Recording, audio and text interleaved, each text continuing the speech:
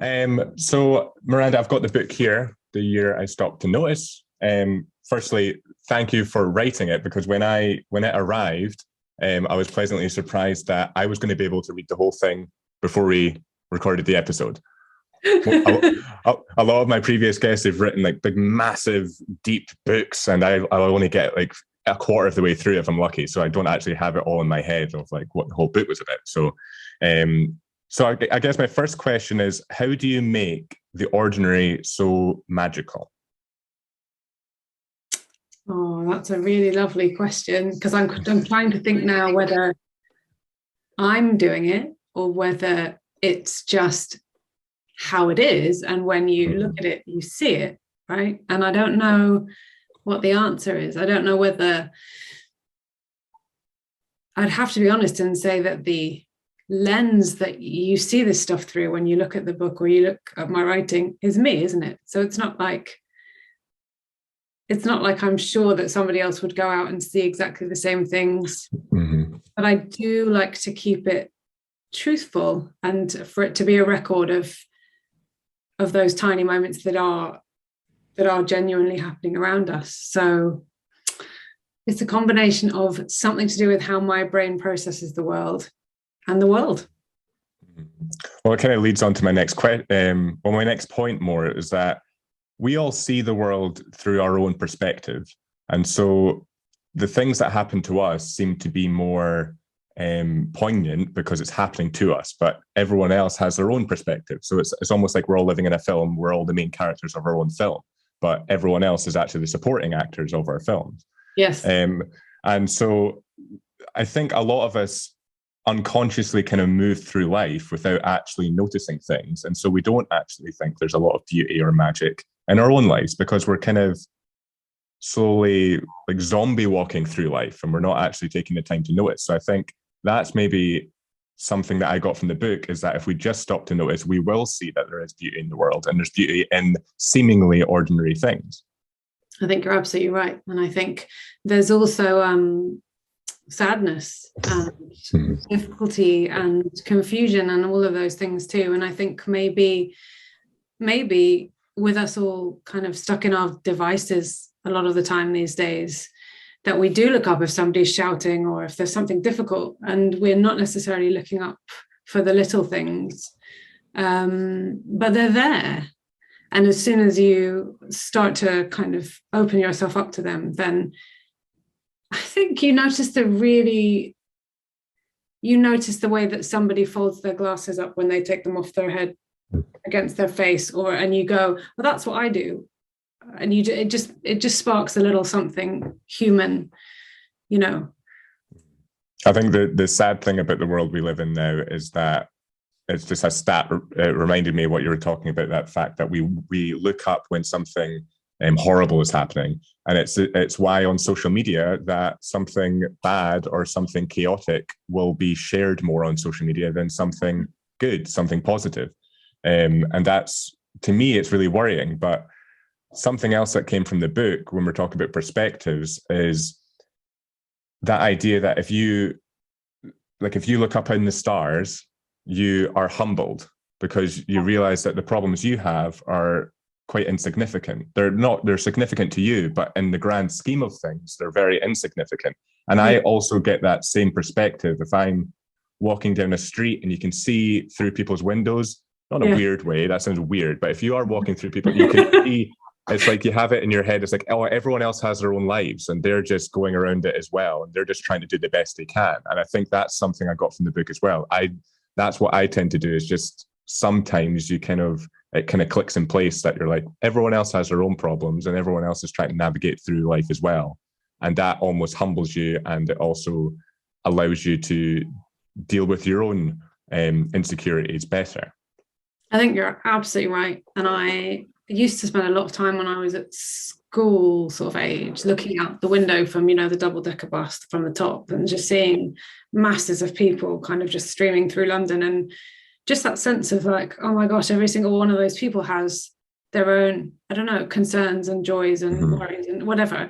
And I'll probably never know them. I'll never know their name. But to them, that their perspective on the world.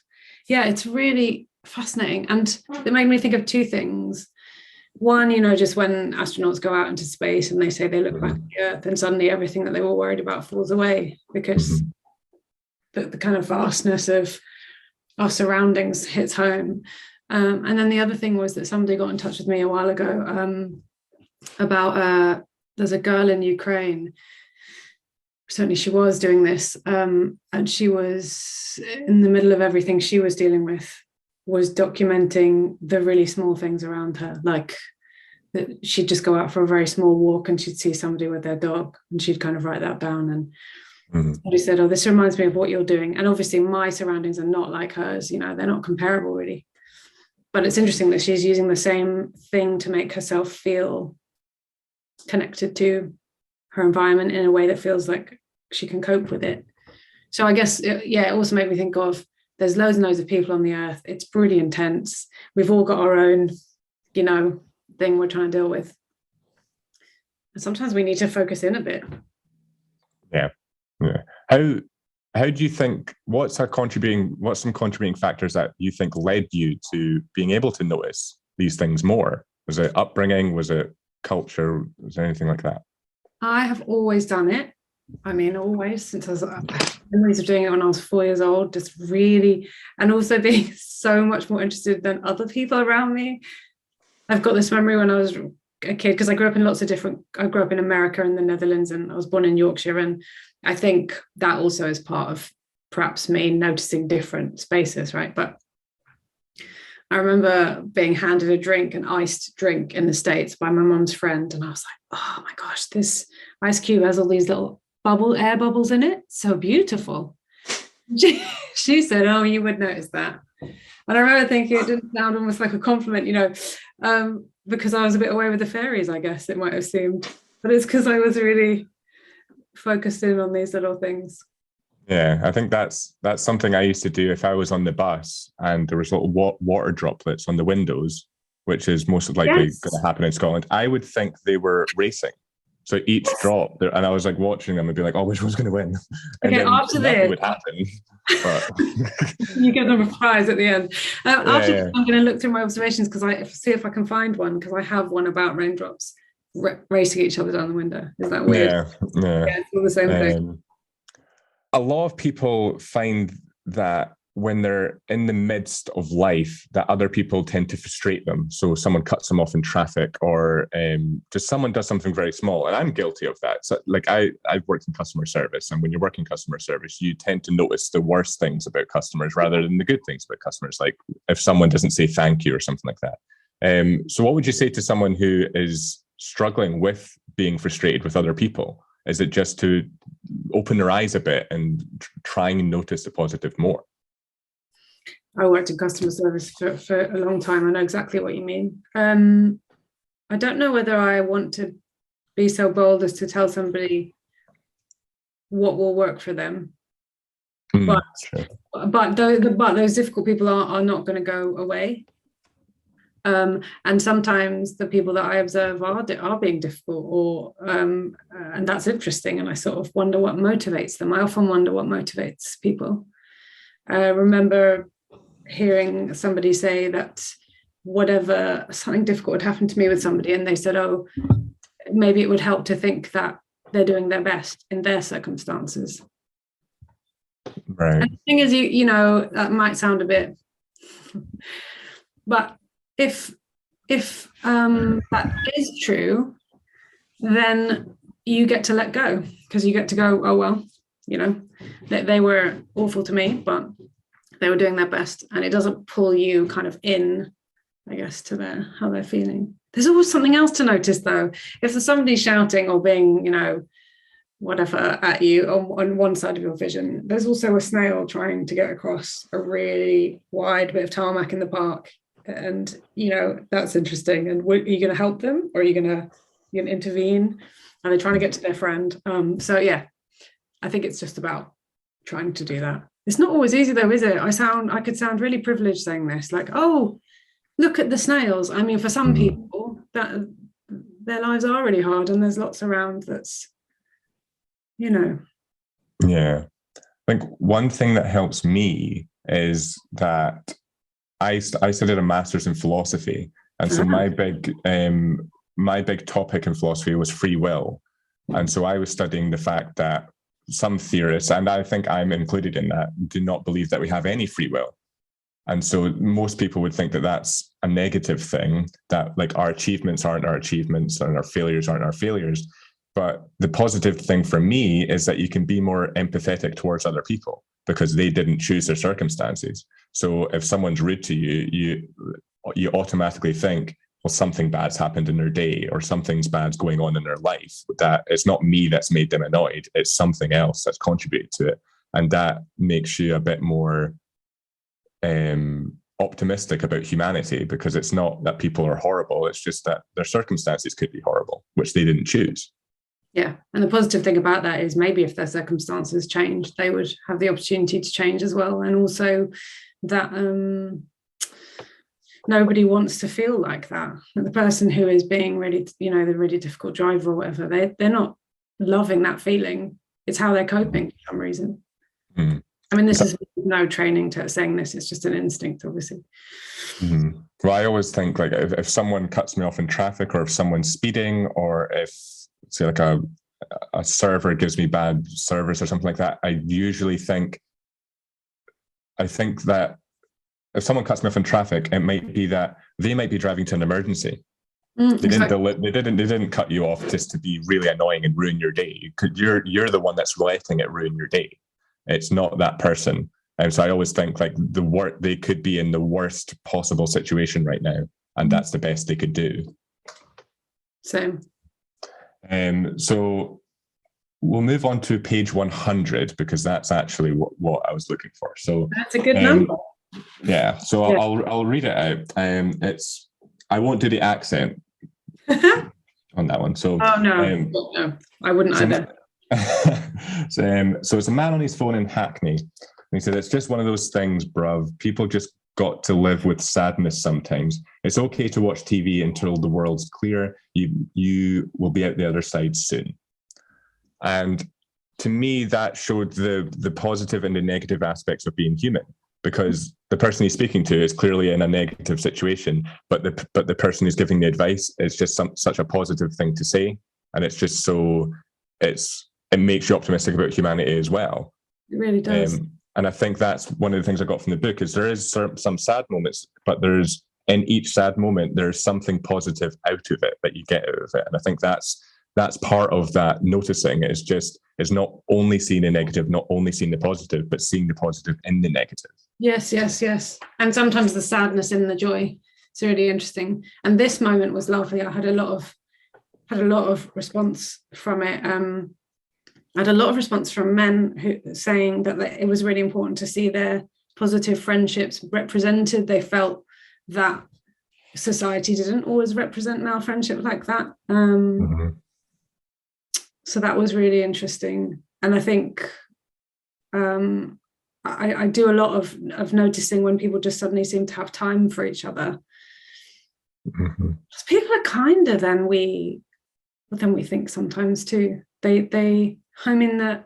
Seeing the woman who'd left her, she'd forgot. I've done this. She'd gone to cash out of a machine and she'd left it. She just left it. She was distracted or tired or whatever, and she started walking off. And it took 3 strangers, of like one taking the money, handing it to somebody else who ran that, to get it to her. So when she turned around and said thank you to this one stranger, she didn't even realize that 3 people had got money to her. And we sort of think, oh, somebody would just take it. Yeah. And sometimes they do. Mm-hmm. But that's a minority of situations usually. Yeah. So that was interesting. I mean, that's a segue really to what you're saying. But I guess how it works is that people can surprise you and situations can surprise you. So there's a positive and a negative, or a human behavior that has some kind of beauty to it. Something small. Yeah. You've spoken on another podcast about grief, and we won't get too deep into the weeds, but something that I found that came to me while I was listening to you talk about it is that in the worst kind of situations that humans deal with, grief being one of them, or mental illness, or even COVID-19, you read it in books like Viktor Frankl's Man's Search for Meaning. He's in the worst situation that humans ever endured in the Holocaust. And you also find the best of humanity in those situations. And you find that in grief as well. If someone's going through grief, all of their loved ones kind of form around them almost unconsciously. And it's just that, almost paradox of the worst possible things happening, but the best possible part of humanity is also happening alongside that. Do you find that? Do you know, it's really making me think of something sort of, you talk about sort of profound in the small things, and as in we as humans do. And I think on that podcast I was probably talking about, because my mum died when I was young, I might have been talking about that. And I remember when that happened, very specifically noticing tiny things to cope. I remember noticing a pattern on the back of a car seat that I was in, going, I think, to a hospital. And like, I don't know, that it was definitely a way of grief focuses you. It really focuses you, because it can't not, in a way. It focuses everything. So at the time that something really big is happening, you're like, oh, maybe I don't need this person in my life who isn't good for me. Or maybe, you haven't got the spare energy. Like probably the same as when you've just had a baby and you're so tired. You haven't got the spare energy to get, I don't know, to get bogged down in the things that normally focus you. So you do start focusing in that situation of being surrounded by people who love you, if you're lucky, and that is what happens to you. It's also very focusing. You've suddenly got all these people with you who are there just to be there. Yeah. I think also what I think we have the proclivity to do as humans is to focus on the things we focus on are dependent on what's going on in our lives. So if it's grief, about 7 years I lost someone, and I tended to find that I was getting all these like symbols coming up. I wasn't, like, it was just coincidences, but it would be like loud cars or something like that. Like a car would drive past that was really loud, and that would be like, oh, that's really weird. I'm just thinking about that. Then a loud car drove past. And it's the same if you're going through a bad time, you notice the negatives more as well. So the thing that it made me think of was traffic lights. If you keep on getting a red light, you notice that, and you get really frustrated with that. You don't notice when they're green all the time. You don't tend to notice that. You only notice when it's negative. And I think that's the lesson there, is that you should continually make it a practice of trying to see the positive. Even if you're unconsciously finding the positive, keep consciously doing it. Yeah. Because I think it's something that you need to practice through, like, every day to keep it up. And it's clearly something you've like honed in on. It is something I practice every day. And even if it's not the positive, it's certainly the mundane, or the something that doesn't have that fizz of difficulty. It's just somebody, I might describe her clothes because the way that the colors work together is really interesting. And maybe her feet are really neatly kind of together beside each other. And that's kind of nice. And just that. It's not that it's positive exactly, but it's definitely not negative. And so it doesn't pull me in a direction that's not helpful. Because I think you could easily read my stuff and think, does she live in the Truman Show? Unless you're too young to remember that. And so, I have also, for this, I have got a little list of some of them, because it was occurring to me that if you wanted me to read some, I could, so that if anyone listening has no idea what I do, it might be nice to give them just a few. Actually, that's lucky that the next question I actually have 1, 2, 3, 4, 5. I have 6 pages just for one question, because there's a theme that emerged from this question. So I'm gonna read each one out, because. So the first one is: a little girl walks up Brighton Beach, carefully carrying an upended plastic water bottle top. Me, what's in there? Her smiling, the sea.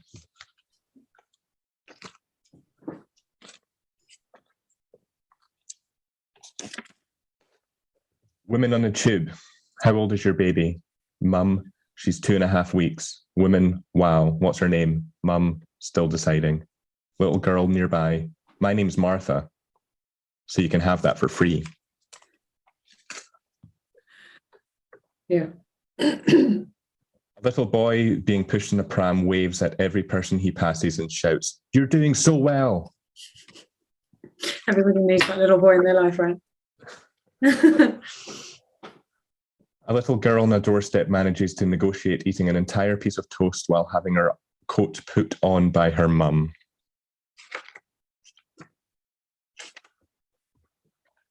A small boy in the bus carefully eats the head and all the limbs from his gingerbread man and passes it to his little sister, who finishes off the middle. Right, and the last one is: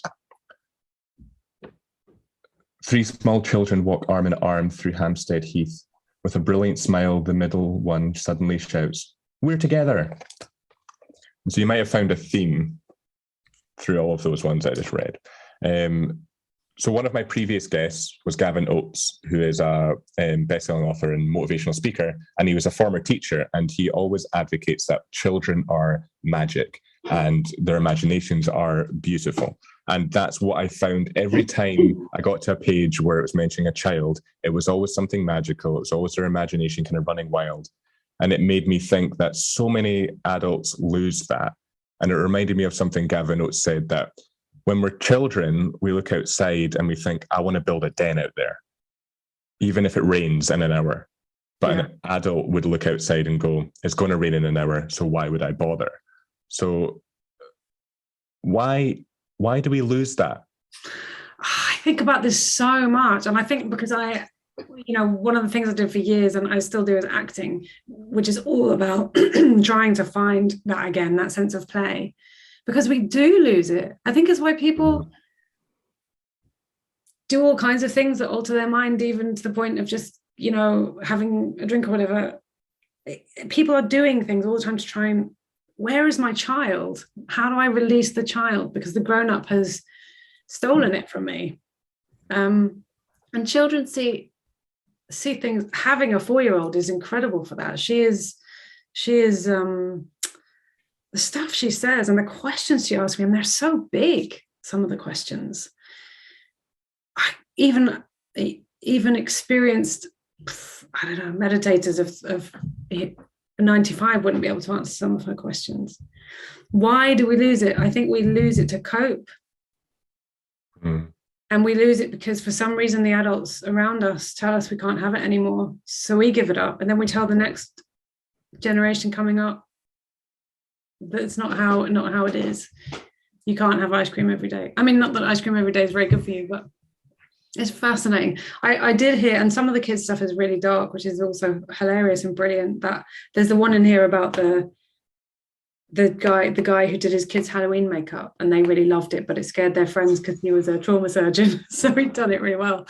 And I saw a little girl the other day who was with her mum in a shop, and she said something about, "Oh, the old lady's not here," or "What old lady? The one that stands in the corner with the grey face, always looking down and pointing this way," and her mum went, "I think I'll just pay for the shopping and never come back here again." And you sort of think, can children actually see this stuff? Or is there, those cartoons about children can fly until somebody tells them they can't, and then they can't and they fall down. Yeah, I think the why is because we have to fit into a society that has removed a lot of its ability to play and to allow ourselves to feel that magic. Fit. Yeah, I think what you were saying there, what we probably should do is, what is the book? We've not even gotten into that. And what is your Twitter account as well? Because your Twitter account is what grew so massively. So that would probably be a good way to introduce yourself. It wasn't my intention to get so deep in the weeds. That's what I always end up doing. So the book, so I went onto Twitter because I wasn't on social media, and I went onto Twitter back when the general riots were happening, but I was in London living in Tottenham. They were happening all around. Somebody had said, if you go on this thing called Twitter, you'll be able to find out if it's coming down your road basically in real time. So I went on, and it was useful for that, terrifying but useful. And then I didn't really understand Twitter. I think I thought Twitter was about telling people, I don't know, advertising your life in a boring kind of way. So I tried doing that. I tried saying, hey, I've just done this job. And it didn't work for me at all. And I was just about to leave. And then I was in my garden and my solar lamp was on the table and it was just making a little glow. And I just, for some reason, wrote into Twitter, the solar lamp on my table is lovely in the darkness or something. And I just got a couple of little replies saying, oh, that's nice. And so I didn't take the app off my phone, and I stayed on, and I just started this little travel diary, essentially, online. And I had always kept a diary for years, which I don't have now. But it was almost that. It was just a little diary of the moments in my day. And what was lovely was it went from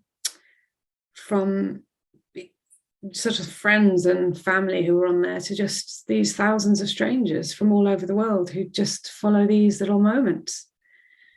And I went from my anonymous account, which was a ginger cat, and I put my real name on it because I thought, okay, I'm going to exist here, which felt kind of vulnerable because it's online. But yeah, and then I did this for years. And artists started drawing some of my pieces and sending me their pictures of them. And like, I don't know if,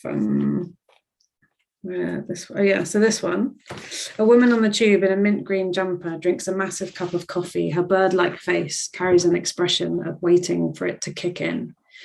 So I just posted that in, I don't know when that was, 2014 or something. And Lucy Power, this artist, drew this. Can you see that?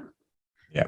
And just sent it to me. She sent it to me. She said, I've drawn this. I'd love to send you a copy of it. What's your address? So I've got it up on my wall. And she didn't do it so that for any reason. I had very few followers at that point. She did it just because she wanted to respond. So then I've got this travel diary of 40,000 now I've got of these little observations. And then there's drawings that keep coming as well of them. And I was approached to make a book. Yeah. In 2019. That's what this is. And so the book's mostly set in London, but there is some parts where you venture out to different places. Yeah. Did you find distinct differences when you were observing people's behavior when you went to different places?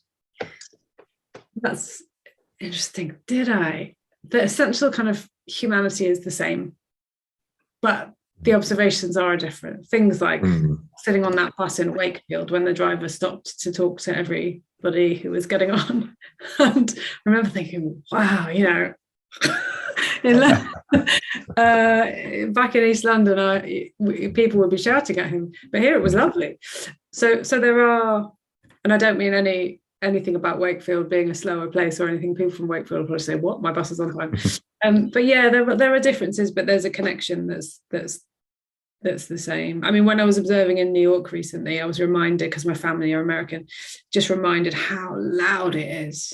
So everybody is shouting and the eye contact is really extreme. When I got here from the States, having grown up there for a bit, I remember distinctly people saying to me, why are you staring at everyone? You, because on the subway, people just stare at you. There's no like British, Yeah. So yeah, differences.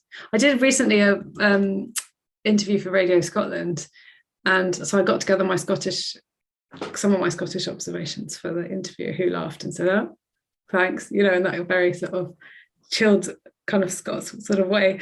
But I read them and they're the same. There's nothing. Yeah, I don't know. Do you feel, where in Scotland are you? Edinburgh. Do you feel like it's very different when you come to London? You observe different things? Yes. Okay. I see a difference between Edinburgh and Glasgow, which is only about half an hour, 40 minutes, but there's a big difference with the way people behave and the way people are with each other. But London, I noticed it's just busier because there's obviously much more people, but there's a lot of people in a rush. There's either a lot of people in a rush. It's like two ends of a spectrum. There's either a lot of people in a rush or there's a lot of people really slow because they're tourists. Yeah. And so I'm usually somewhere in between that, because if I'm there as a tourist, I'm not there to rush about, but I'm also not there just to like take pictures of Big Ben and stuff like that. I'm more there just to like get to the next restaurant or the next bar or something like that. Yeah. But I noticed that in New York as well, the noise of New York and just how massive it is. Like nothing actually prepares you for that, because you see pictures like the big skyscrapers and that, but when you're actually there and you're looking up at them and even if you're not like in a hotel at like even past midnight in the early hours of the morning, there's still noises going on. There's so like it's such a New York distinct noise, whereas in Edinburgh, 1 o'clock in the morning is like there's no one out. Yeah, it's very interesting. That is really interesting. Also, I guess how people use the space is different too.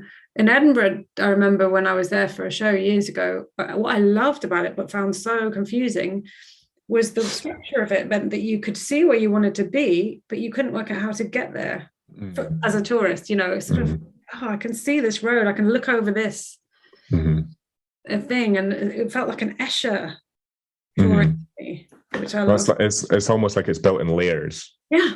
I feel like you look up at like the old town from the new part, you can see all these layers. And every time I'm giving people directions, I'm always saying like you have to go through there, then upstairs and up more stairs, because you have to keep climbing basically the different levels. One thing I also found in the book was that a lot of entries made me want to know more. Like you would say something and I'd be like, oh, I want to know how that story went. But it's almost not the point, because that's not how human experience is. You see all these things, but you don't know more because you don't know these people. And so the page is 1, 2, 7. There's one specific. It almost sounds like a film, this one. It was a man stands outside the front door of a terraced house. He minutely adjusts his hair. He lifts up a bunch of flowers. He inhales. He rings the bell. It was like a film, because it's like, what was going on? Was it a date, or was he, I don't know, seeing his mum or something like that? You start spinning all these stories in your head, thinking like, what could that be? And we tend to think that our lives aren't like movies, like the movies are more interesting. But that's a movie story right there. That's the start of a movie, and you really want to know more. And it's exactly the moment that any of us could have had. You're absolutely right. And I have had people saying that they're using them for writing prompts or for drama, for scenes, to build scenes, which makes a lot of sense. Yeah.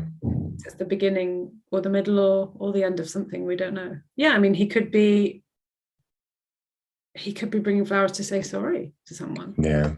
Mm-hmm. Don't know. They might not answer. He might go away with it. The complete anticlimax.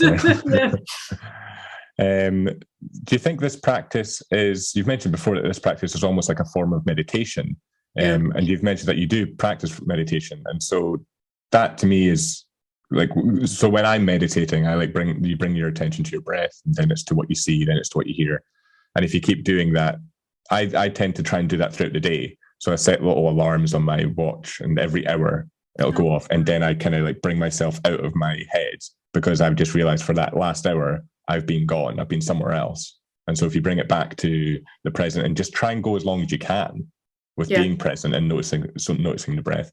So what form does your meditation take? So over the years, it's changed a bit. So I started with meditation on the breath. And now at the moment, anyway, I'm doing the contents of my mind, which means you could do that in several different ways. But the way that I do it is trying to imagine that my mind is sort of not contained by my head, but is just sort of a space. And then as the thoughts come in, you can either notice them and think, oh, cat food, whatever. Or you can not. The noticing can help, because it can help you realize how many times you think about something. Or if you don't want to be doing that, you can just let them kind of float by, and then you start to notice the space in between the thoughts, which is so useful in so many different ways in life. That's what I'm doing at the moment. It's not really affiliated to any particular thing. It's just a mindfulness practice, and I find it really helpful. But yeah, this is similar. And I have to do what you're talking about all the time. And I use an app at the moment to shut down everything else. Right. that could distract me. And I think exactly what you said, I need an hour of peace, and I turn the app on, and then nothing, I've essentially got a dumb phone because I can't do anything with it. Mm-hmm. I start doing some writing or reading. Yeah, I think also that the idea of being aware of your thoughts, to me, what helped was I realized that I was feeling the emotion before the contents of the emotion came about. So, say it was something like anxiety, I would feel the anxiety, then the thought would come, and then I'd get anxious about the thought. But what actually happened is I was feeling anxious first with no content, and then the content came. And then you just kind of have to, like, if it's anything negative you're thinking about, you have to remember that you were feeling the emotion first. So it's not what you're thinking. Because I think people get lost in that and they start thinking, how could I think something like that? I had a previous guest who is an addiction psychiatrist. And she said when she first had her child, she was in the kitchen with her baby and she had this horrible thought of like smashing her baby on the counter. And she would continually think that over, being like, how could I think such a horrible thing? What kind of mother can I be?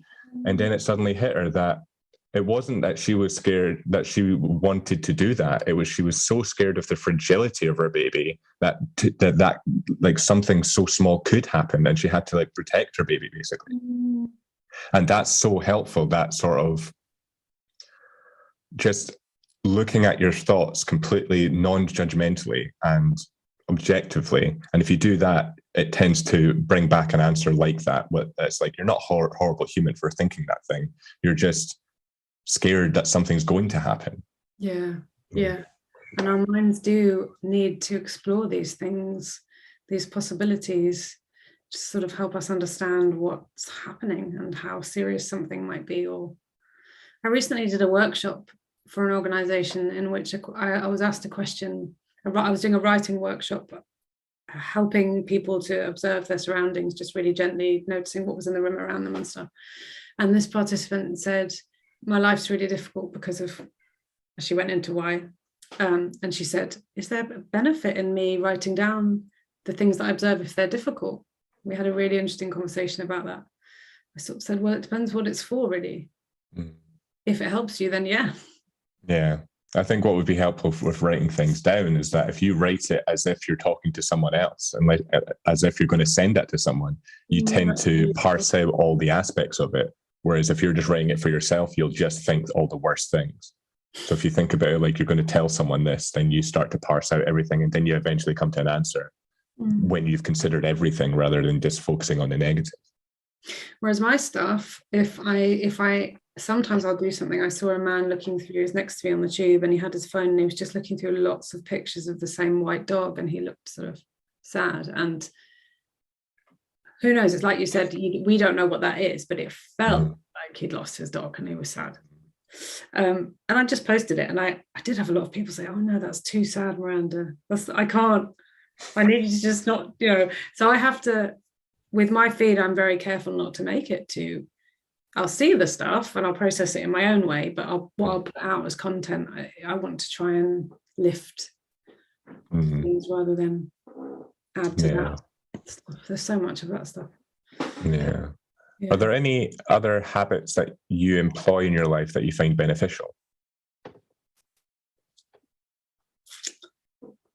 Yes, productive for them. Walking is the main thing that I find incredibly beneficial. I walk and walk and walk. I do it less now I'm a parent because I just have less time to, I used to walk a lot. My friends laugh about it a bit. So I would walk back from Tottenham. I don't know if you know these areas so much, but from Tottenham, from, I don't know, not King's Cross, further.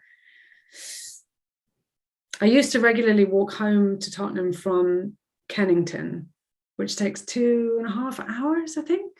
Wow. So I would finish a meditation class I did in Kennington teaching, and I'd walk home, and I'd get home about 12:30 at night. And I used to do, I think the other reason I don't do that when I'm a parent so much is because my sense of safety, now that I'm a mum, it's not that I didn't have a sense of safety, but now I think, oh God, what if I was walking at midnight, and something happened? But But also I've got to be up at 6 because she'll be up at 6. So I'm not going to, you know. But yeah, walking is a big one. And then, yeah, I mean, the same thing as everybody else, I guess. Swimming, reading, drawing. I don't know, everyone has their things. But for me, walking, it just helps me to process things. You seem to be someone that kind of dabbles in so many different things, that you're a writer, you act, you're a voice actress. What I find interesting, what kind of came to me was, it was an Oscar Wilde quote that I won't be able to remember, but the gist of it was, those who know exactly what they want to do from a young age, and then that's all they do throughout their lives, that's a burden. That's the burden of certainty. Whereas those who have multiple paths put out in front of them and they just pick whatever one they want to go on, and you could pick and change your tracks. That's the privilege of uncertainty. Do you think that's true in your life? I do think it's really true, and I think it's really nice. And I think you then look back and you think, oh, well, what ties all these things together? So all the things I've always done, the tying together is, and even my glassmaking degree, it was all about telling a story and about finding beauty in detail. I think that's what I've always been trying to do, but with different paths towards it. And I feel like society is becoming more forgiving of artists and people who want to do that, because I have a feeling when I was growing up that people were much more like, no, he's an actor, that's what he does. Why is he painting? This is ridiculous. No one, you know, and now it does feel like there's room for us to wear different hats and to try different things out. There should be, I hope so. Life is long and short at the same time. And so you should try. I did feel that when I was growing up, that was the done thing, was that a lot of school was putting university on you. It was basically saying you should go to university. That's all, and that you should pick your career. You need to know what you're going to do before you've even left high school. You need to know what you're going to do for the rest of your life. You need to get a degree in that field and then just do that for the rest of your life and just keep working up the ladder of corporation or something like that. Whereas it's, to me anyway, I did my degree in journalism, and when I was doing my degree in journalism, I wanted to do music journalism, and then it was for about a year I was doing that, and I found that I was getting bored of that because all the music started to sound the same to me as I was reviewing the music. So then I was like, well, let's move away from that. Then I started getting more into like feature writing, wanting to get my opinion across. Then I got into podcasting. Then I got into like the academic world, and I wanted to learn more. And I always think, like, if I went back to journalism and I was only going to do music journalism, that's not the best option for me. And I think it was the fact that I let all these doors be open and I went through all of them instead of just having the one door and sticking to that. I think it's something that we maybe need to encourage young people to do more, is to let all these doors be open and to have multiple different paths. And you really shouldn't know what you're going to be doing for the rest of your life. And I don't think you should ever know what you're going to do for your life. You should always have these options. Yeah, I mean, of course, there are people. A friend of mine wanted to be a doctor from when she was 4, and she's now a doctor, and she loves it. You know, so yeah, there are some people who for that works. But generally, I completely agree with you. And they say, don't they, with teaching, that ideally you don't just teach for 30 years. You go off and do something else for a bit, because it helps for teaching to have been out in the world doing something. Say that, I don't know. But also, I think there are different things that are right for different stages of your life. Yes. Yeah. I think you should always be. I think if there's something that you've wanted to do from a young age, you should obviously pursue that, but with the added like caveat that you don't have to do that for the rest of your life. Like, you're not committed to it. I think a lot of people think that if they commit to like one degree, then that's them for the rest of their lives. And I think they should always have that in their mind, that there is other options out there. And if they've got something that they want to do forever and they enjoy it and they're doing it, then that's really great. But they should always have that other option. And I think it's also more with creative people. It tends to be like that you should have multiple different, because if someone's good at drawing, then they might also be good at something else that's creative, like writing. And I think it works better for creative people to have all these different options. ties in really nicely what you're saying with the whole thing we were talking about just before of the little moments in time that could go in any direction. Mm-hmm. Kind of being open to that.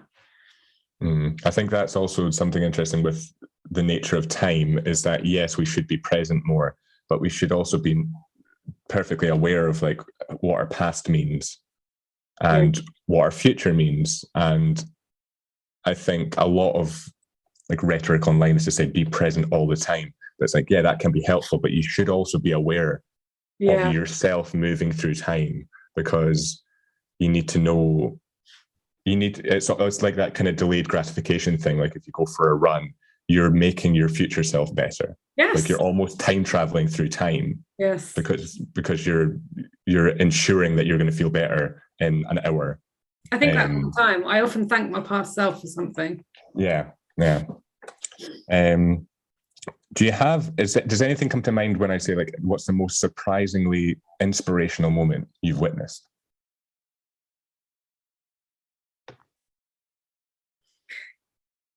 Oh my gosh, there's quite a few possibilities here. Inspirational is an interesting word though. So I saw a really nice moment of these are both sports related ones, I think. Okay. There was a kid, she looked about 11. There was a mum with one of those spaceship like prams, you know, the ones that are just heavy and massive. And she was at the bottom of the stairs. I think it was Seven Sisters Tube, and just looking up thinking, oh God. And I was coming up down the corridor, but ahead of me was this girl who was about 11 who said, can I help? And the woman said, oh, if you think you can. And I was thinking as I was walking up, I'm gonna have to help this kid. She just picked it up and like, it's amazing. And when they got to the top, the woman said, wow, you're strong. And she said, yeah, football, and walked off. And I just thought there's something really nice about that.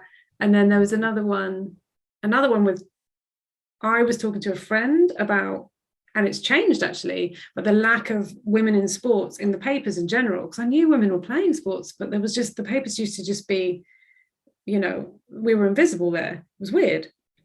And I remember saying to my friend, oh, it's such a shame, you know, who's going to change this? This needs to change. And there were two sports science students next to me on the tube who'd heard my conversation, and they said, we are.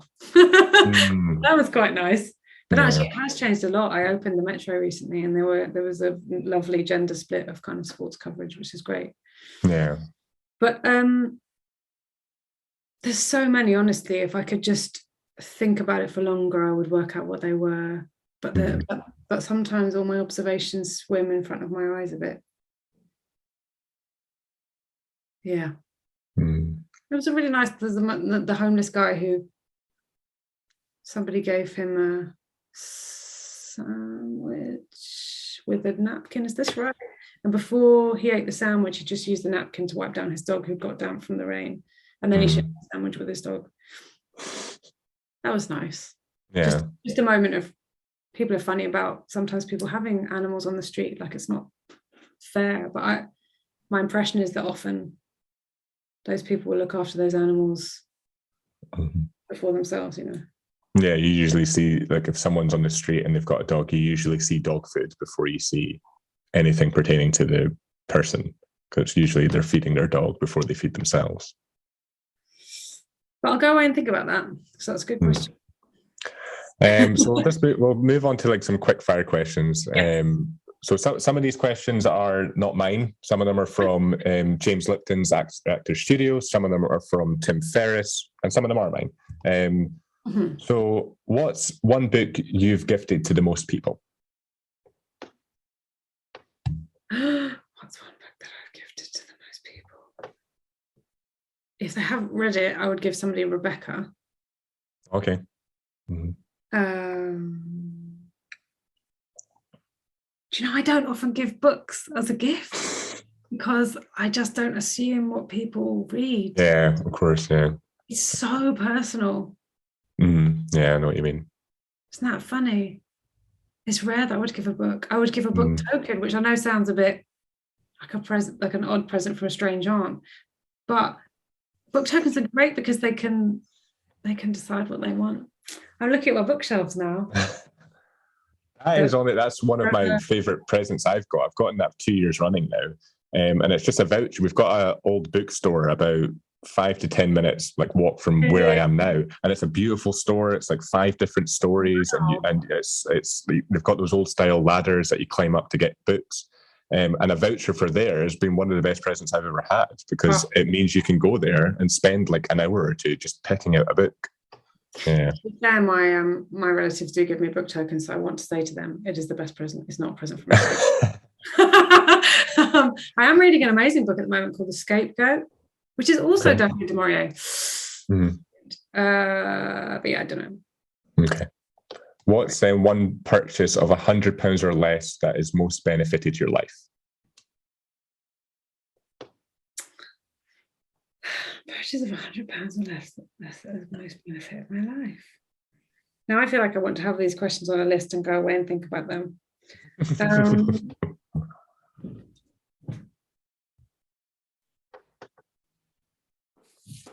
I don't know. We can circle back. It's just, I mean, because then you start going, well, I got, this kind of thing in the kitchen, but I don't use it that much, or something for my cat. I don't know. Okay. If you could have a giant billboard anywhere with anything on it going out to millions of people every day, what would it say?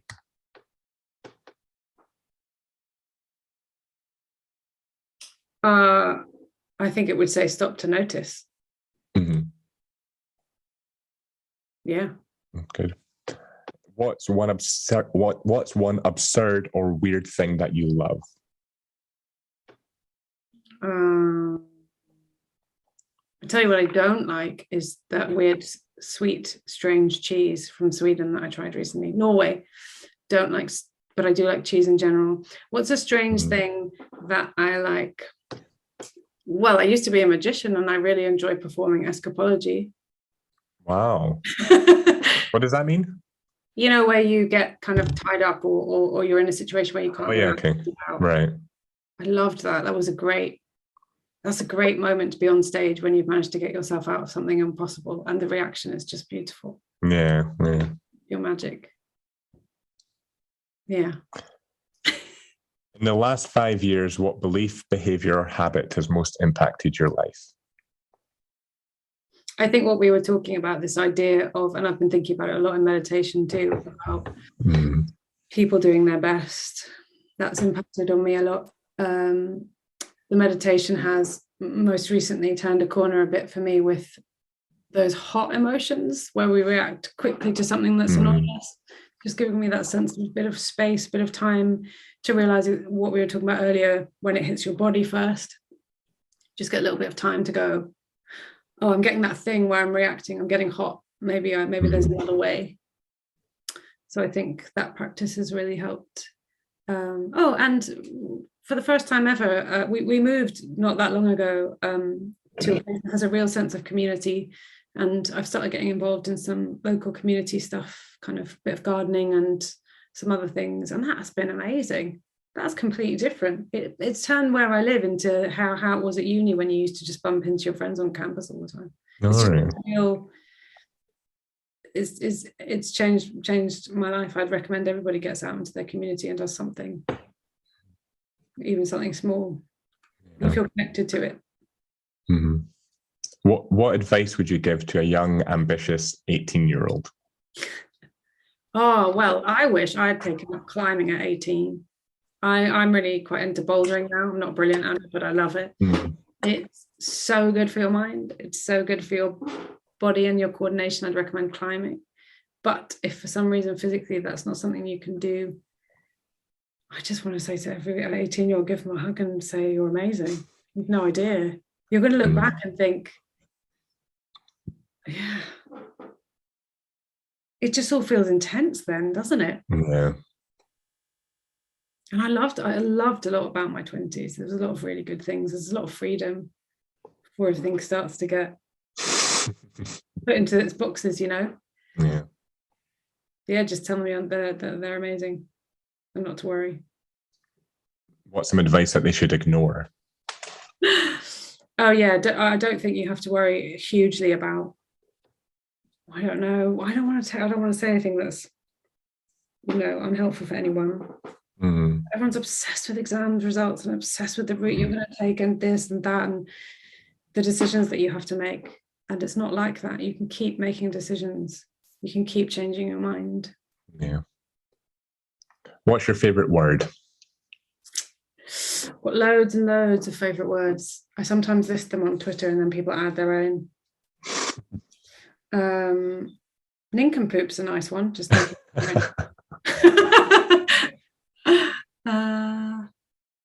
I quite like leaflet. That's a nice word to say. Yeah. Do you have a least favorite word? Yeah, well, it's changed completely because when I was little, I hated the word silly, which is weird because when you're small, everyone says that. And I say it all the time now. What is my least favorite word?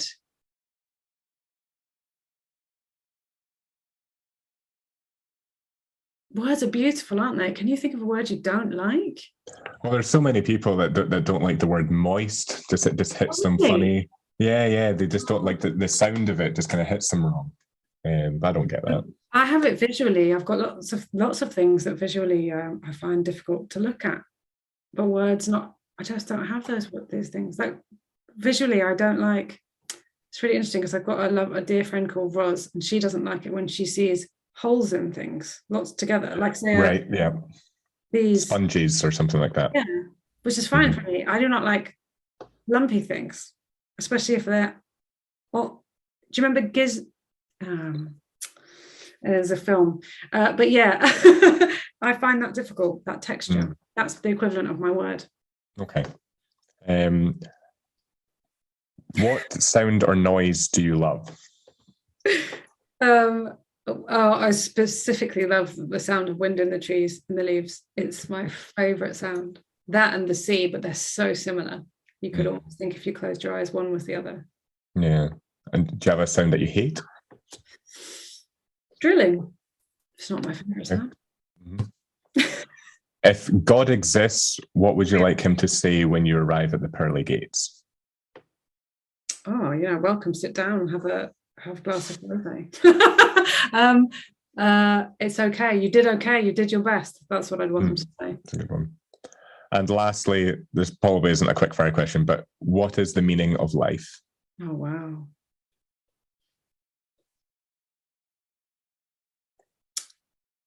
So I think compassion and love for your fellow beings and for the world is actually the meaning of life. I think without it, we are lost. It's like the Muhammad Ali quote. It was something like, helping your fellow humans is the rent you pay for your time on Earth. And that's nice. Pretty much it. So we'll just finish up there, but thank you so much for taking the time. I always say this at the end, is that I'm always very pleasantly surprised at how many people come back to me on email and they give up an hour of their time. It's very much appreciated, and I love having these conversations. They're so interesting, and you get so deep into the weeds. But where can people follow you? Where can people buy the book, and where can just people stay up to date with what you're doing? So the book, The Year I Stopped to Notice, is everywhere really. If you just look it up, it's there. It's just about to launch in the States on August the 9th. My Twitter is at Miranda Keeling. It's the same for Instagram. I have a website, mirandakeeling.com. We'll get all those linked up in the show notes so everyone can just click them there. But yeah, thank you so much for taking the time. I'm going to pop your book just next to all the other guests. So yes, thank you so much. You're welcome. Okay.